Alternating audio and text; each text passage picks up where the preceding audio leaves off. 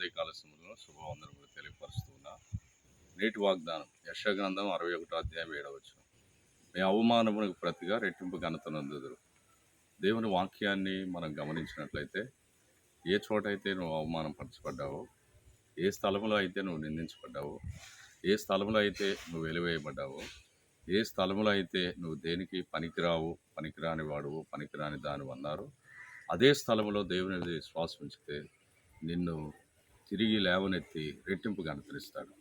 అటు కృప నిశ్చయముగా దేవుని యందు విశ్వాసం ఉంచి మనందరం పొందుకునేందుకుగాక ప్రార్థన చేసుకుందాం. పరిశుద్ధుడు, ప్రేమ గల తండ్రి, జయము కలిగిన యేసయ్య, నీకు వందనాలు. నాయన ఎన్నో సమస్యలలో, నాయన ఎన్నో సందర్భాలలో వారి బంధువుల ముందు, రక్త సంబంధుల ముందు, స్నేహితుల ముందు ఎన్నో అవమానాలు నీ బిడ్డలు అనుభవించారు. అయితే మీరు అదే స్థలంలో మరలా తిరిగి లేవనెత్తే దేవుడు అని విశ్వాసంతో నీ బిడ్డలు ముందుకు సాగిపోయే కృపా భాగ్యములు దయచేయమని యేసుక్రీస్తు శ్రేష్టమైన నామములో అడిగి వేడుకుంటున్నాం పరమ తండ్రి.